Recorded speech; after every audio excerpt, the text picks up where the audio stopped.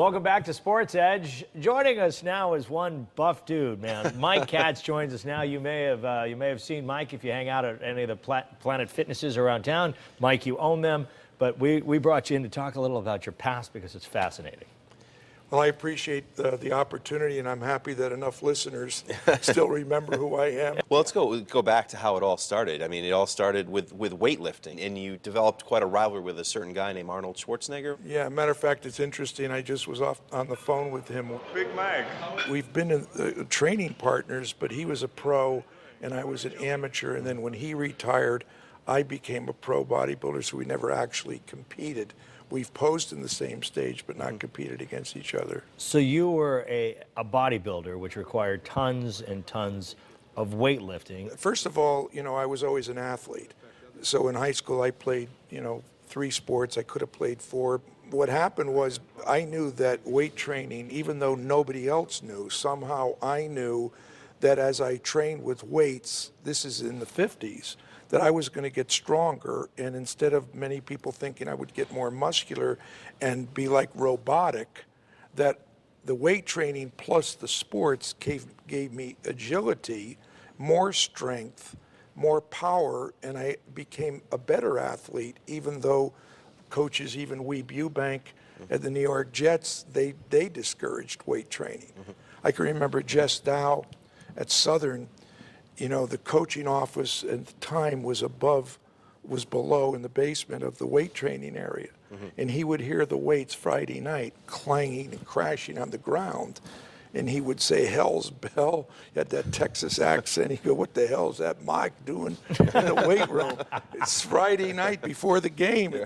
And you almost won a Super Bowl. I mean, you played for the Jets. Jets. The team that I was on, I was injured the year before the Super Bowl. I had a knee operation, and they never gave me an opportunity to recover properly. They called me Superman. They didn't think anything was wrong. How could Superman be hurt? And I played 6 games on a knee that should have been operated on. I wouldn't have traded Mr. America and Mr. Universe for a Super Bowl ring. I wouldn't have given up my success as a bodybuilder, because that's what I'm known for anyways. I think it's real interesting why you even got into bodybuilding. Can you touch on that quickly? When you're little, you're getting sand kicked into your face, and Jew boy, and like the movie Pumping Iron I was in talked about me being dramatically picked on when I was young. So I just, I didn't understand how to protect myself, and I looked at these Charles Atlas cartoons, which said the 98-pound weakling, he'd get sand kicked in his face, and the strong guy would walk off with the girl. Yeah. And I kind of looked at that. It was the most successful ad of that type in the history of advertising, Charles Atlas. And then I went and saw Steve Reeves in a Hercules movie, sort of like kids watching Arnold in The Terminator. And I said, I got to do this. So a guy next door, Mr. Andre, let me have his set of weights. And, I started getting bigger, and, less kids were fooling around with me, and I was plowing my way through Sandlot football and becoming a star. And it just made me feel better about myself. So it was anti-Semitism. Yeah. And being bullied. Yeah. That eventually led to Mr. America. Yeah, and it's a good thing that it did that, because a lot of kids, even today, will not overcome with an interest or a recreation, whether it's singing or dancing or playing sports. But a lot of kids today will take their life over this. And at times I thought about that. I thought that would be the easiest way to get out of the pain that I suffered as a kid growing up.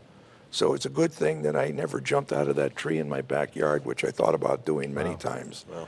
And went on to just say, it's like Arnold said once to me. He said, when I was feeling down and out because Weider wasn't paying me the money that he owed me, and I was away from my kids in California training with Arnold, and I was getting a little bit depressed, and he says, Mike, he said, I never met, now his father was a Nazi. Yeah.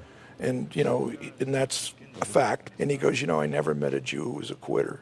And that, and obviously with the Holocaust and everything else, it really meant a lot to me. And anytime I ever got negative or started looking at the negative side of things, I always remember what Arnold said. And you have not gotten away from weightlifting since. I know that not because I've seen you working out, but because I see you. Look at that. You are like cut from stone over here. What, you 70 years old? 70, yeah. How often are you working out? I work out about 3 days a week. I do a lot of core exercises for lower back and abs. No one wants to have a pose down with you real Yeah. quick. Before Listen, Noah does not want that. That's the last thing Noah wants.